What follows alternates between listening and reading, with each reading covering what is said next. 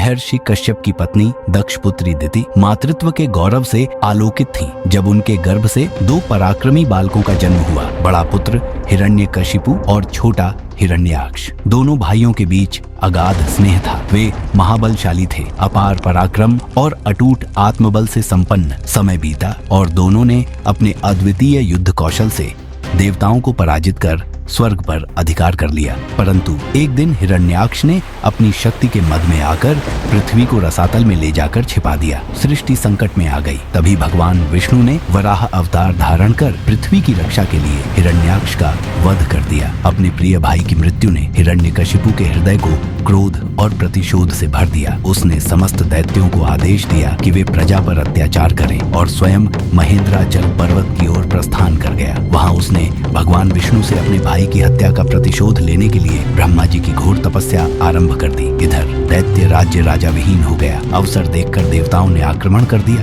दैत्य इस युद्ध में टिक नहीं पाए और पाताल लोक की ओर पलायन कर गए। देवराज इंद्र विजय के उल्लास में हिरण्यकशिपु के महल में प्रविष्ट हुए। वहाँ उन्होंने उसकी पत्नी कयाधु को बंदी बना लिया। कयाधु उस समय गर्भवती थी। इंद्र ने उन्हें अपने साथ लिया और अमरावती की ओर चल पड़े। रास्ते में देवर्षि नारद से भेंट हो गई। नारद जी ने स्नेह से पूछा, देवराज, इसे कहाँ ले जा रहे हो? इंद्र ने कहा, देवर्षि, इसके गर्भ में हिरण्यकशिपु का अंश है, उसे मारकर इसे छोड़ दूंगा। यह सुनकर नारद जी ने कहा, देवराज, इसके गर्भ में बहुत बड़ा भगवत भक्त है, जिसे मारना तुम्हारी शक्ति के बाहर है, अतः इसे छोड़ दो। नारद जी के कथन का मान रखते हुए इंद्र ने कयाधु को छोड़ दिया और अमरावती चले गए। नारद जी कयाधु को अपने आश्रम पर ले आए और उससे बोले, बेटी, तुम यहाँ आराम से रहो जब तक तुम्हारा पति अपनी तपस्या पूरी करके नहीं लौटता। कयाधु उस पवित्र आश्रम में नारद जी के सुंदर प्रवचनों का लाभ लेती हुई सुख पूर्वक रहने लगी, जिसका गर्भ में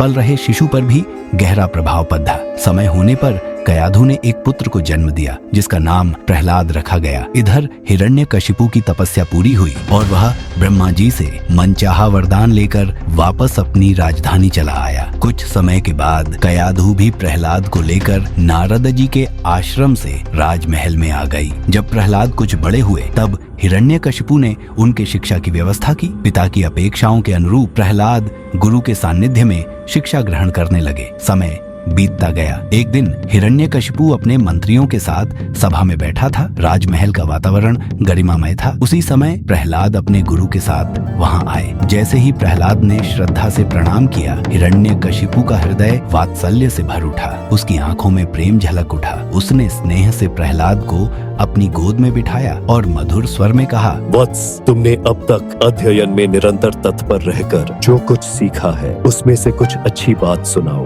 तब प्रहलाद बोले, पिताजी, मैंने अब तक जो कुछ सीखा है उसका सारांश आपको सुनाता हूँ, जो आदि, मध्य और अंत से रहित, अजन्मा, वृद्धि क्षय से शून्य और अच्युत है, समस्त कारणों के कारण तथा जगत की स्थिति और अंतकर्ता उन श्रीहरि को मैं प्रणाम करता हूँ। ये सुनकर दैत्यराज हिरण्यकशिपु के नेत्र क्रोध से जल उठे। उसने कांपते हुए होठों से उसने प्रहलाद के गुरु की ओर तीव्र दृष्टि डालते हुए गरज कर कहा, अरे दुर्बुद्धि ब्राह्मण, यह क्या? तूने मेरी अवज्ञा करके इस बालक को मेरे परम शत्रु की स्तुति से युक्त शिक्षा कैसे दी? गुरुजी ने कहा, दैत्यराज, आपको क्रोध के वशीभूत नहीं होना चाहिए। आपका पुत्र मेरी सिखाई हुई बात नहीं कह रहा है। हिरण्यकशिपु बोला, बेटा प्रहलाद, बताओ तुमको यह शिक्षा किसने दी है? तुम्हारे गुरुजी कहते हैं कि मैंने तो इसे ऐसा उपदेश दिया ही नहीं है। प्रहलाद बोले, पिताजी, हृदय में विराजमान भगवान विष्णु ही समस्त जगत के परम उपदेशक हैं। उन्हें छोड़कर और कौन किसी को सत्य का बोध करा सकता है? हिरण्यकशिपु बोला,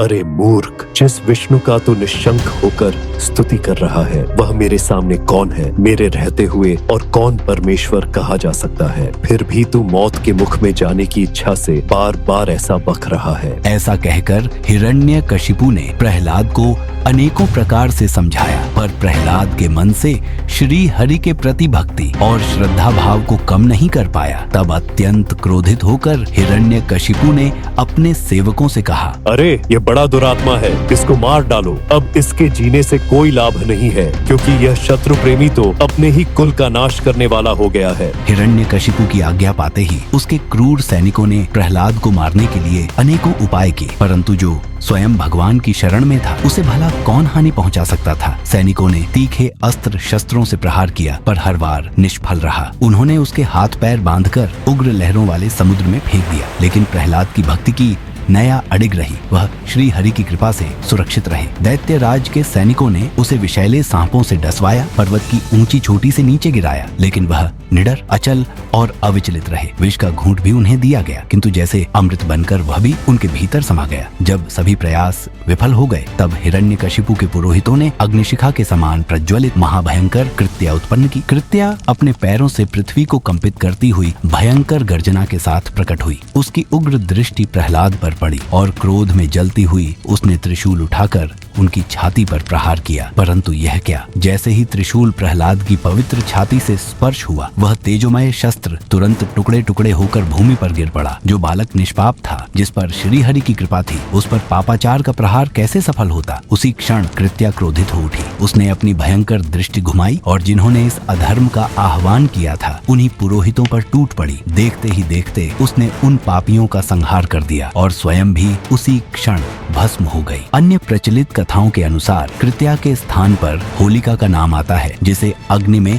न जलने का वरदान प्राप्त था। हिरण्यकशिपु के आदेश पर होलिका प्रहलाद को अपनी गोद में लेकर प्रज्वलित अग्नि में प्रवेश कर गई। अग्नि की लपटें भयंकर रूप से प्रचंड हो उठी, परंतु ईश्वर की कृपा से प्रहलाद पूर्णतः सुरक्षित रहे। लपटों ने उनका स्पर्श तक नहीं किया। वहीं जिसे अपने वरदान का घमंड था, वह स्वयं अग्नि की भेंट चढ़ गई। होलिका जलकर भस्म हो गई। जब हिरण्यकशिपु के दूतों ने यह समाचार सुनाया, तो उसका क्रोध और भीषण हो उठा। उसका चेहरा तमतमा गया, उसकी आंखों में ज्वाला भड़क उठी। वह अत्यंत क्षुब्ध हुआ और कड़कती हुई आज्ञा दी, रे दुष्ट, जिसके बल पर तू ऐसी बहकी बहकी बातें करता है, तेरा वह ईश्वर कहाँ है? यदि वह सर्वत्र है, तो मुझे इस खंभे में क्यों नहीं दिखाई देता? तब प्रहलाद ने कहा, मुझे तो वे प्रभु खम्बे में भी दिखाई दे रहे हैं। हिरण्यकशिपु का क्रोध अपने चरम पर था। उसकी आंखें क्रोध से लाल हो रही थीं, सांसें तेज चल रही थीं। वह गरजते हुए खंभे के पास पहुंचा और पूरी शक्ति से एक घूंसा दे मारा। अचानक उस खंभे से एक भयंकर गर्जना गूंज उठी, इतनी प्रचंड कि पूरी सभा कांप उठी। दिशाएं थर्रा गईं, देवता भी भयभीत हो उठे। खंभा फट गया और उसमें से एक अद्भुत अकल्पनीय विकराल रूप प्रकट हुआ। भगवान नृसिंह प्रकट हो चुके थे। उनकी आंखें दहकते हुए अंगारों की तरह चमक रही थीं। तीखे दांत बाहर झांक रहे थे। लंबे और घने केश अग्निशिखा की तरह प्रतीत हो रहे थे। उनका आधा शरीर मनुष्य का था और आधा सिंह का। उनकी एक एक गर्जना से वातावरण कांप रहा था। कोई भी उनके पास जाने का साहस नहीं कर पा रहा था, पर हिरण्यकशिपु भयभीत नहीं हुआ। उसने गरज कर सिंहनाद किया और गदा उठाकर भगवान नृसिंह पर टूट पड़ा। दोनों में भयंकर युद्ध होने लगा। पूरी सभा युद्ध के इस भीषण दृश्य को देखकर जड़ हो गई थी। भगवान नृसिंह ने खेल ही खेल में हिरण्यकशिपु को दबोच लिया। उनके तीखे नख हिरण्यकशिपु के शरीर में चुभने लगे। वह छटपटाने लगा, लेकिन अब कोई रास्ता नहीं था। भगवान नृसिंह उसे सभा के द्वार पर ले गए, अपनी जंघा पर गिराया और अपने तीखे नखों से उसका हृदय चीर डाला। हिरण्यकशिपु का अंत हो चुका था। सभा में उपस्थित दैत्य भयभीत होकर इधर उधर भागने लगे, लेकिन नृसिंह भगवान के प्रचंड क्रोध से कोई बच नहीं सका। उन्होंने असुरों का संहार कर दिया और फिर सिंहासन पर जा बैठे। उनकी भयंकर गर्जना अभी भी पूरे ब्रह्मांड में गूंज रही थी। कोई भी उनके निकट जाने का साहस नहीं कर पा रहा था। देवगण, आर्षि मुनि, सिद्ध, गंधर्व उपस्थित थे, पर भगवान के उग्र रूप को देखकर कोई भी उनके समीप नहीं जा पा रहा था। माता लक्ष्मी को भी बुलाया गया, लेकिन वे भी भयभीत थीं। तब ब्रह्मा जी ने प्रहलाद की ओर देखा और कहा, बेटा, तुम्हारे पिता पर ही तो भगवान क्रुद्ध हुए थे। अब तुम ही जाकर उनको शांत करो। भगवान नृसिंह का उग्र रूप देखते ही प्रहलाद श्रद्धा से नतमस्तक हो गए। वे धीरे धीरे उनके समीप गए, अपने नन्हे हाथ जोड़कर साष्टांग भूमि पर लौट गए और भक्ति भाव से उनकी स्तुति करने लगे। प्रहलाद को अपने चरणों में पड़ा देखकर भगवान दयार्द्र हो गए और उसे उठाकर गोद में बिठा लिया और प्रेम पूर्वक बोले, वत्स प्रहलाद, तुम्हारे जैसे एकांत प्रेमी भक्त को यद्यपि किसी वस्तु की अभिलाषा नहीं रहती, पर फिर भी मैं तुमसे प्रसन्न हूँ। इसलिए तुम केवल एक मनवंतर तक मेरी प्रसन्नता के लिए इस लोक में दैत्याधिपति के समस्त भोग स्वीकार कर लो। भोग के द्वारा पुण्य कर्मों के फल और निष्काम पुण्य कर्मों के द्वारा पाप का नाश करते हुए समय आने पर इस शरीर का त्याग कर तुम समस्त बंधनों से मुक्त हो जाओगे और मेरे परम धाम में आओगे। देवलोक में भी लोग तुम्हारी विशुद्ध कीर्ति का गान करेंगे। यह कहकर भगवान नृसिंह वहीं अंतर ध्यान हो गए। भगवान के अदृश्य होते ही समस्त देवताओं, आर्षि मुनियों और गंधर्वों ने श्रद्धा और भक्ति से स्तुति की। प्रहलाद का हृदय कृतज्ञता से भर उठा। संपूर्ण ब्रह्मांड में भगवान की विजय की ध्वनि गूंज उठी। विष्णु पुराण में भक्त प्रहलाद की इस पावन कथा को जो मनुष्य श्रद्धा से सुनता है, उसके समस्त पाप शीघ्र ही नष्ट हो जाते हैं। पूर्णिमा, अमावस्या, अष्टमी और द्वादशी के दिन यदि इसे सुना जाए तो मनुष्य को गोदान के समान पुण्य फल प्राप्त होता है। जिस प्रकार भगवान श्री हरि ने प्रहलाद जी को समस्त आपत्तियों से सुरक्षित रखा, उसी प्रकार वे उसकी भी रक्षा करते हैं जो श्रद्धा और प्रेम पूर्वक उनका चरित्र सुनता और गाता है। जो कोई इस कथा को हृदय से धारण करता है, उसके जीवन में सदा भक्ति, शांति और ईश्वर का आशीर्वाद बना रहता है।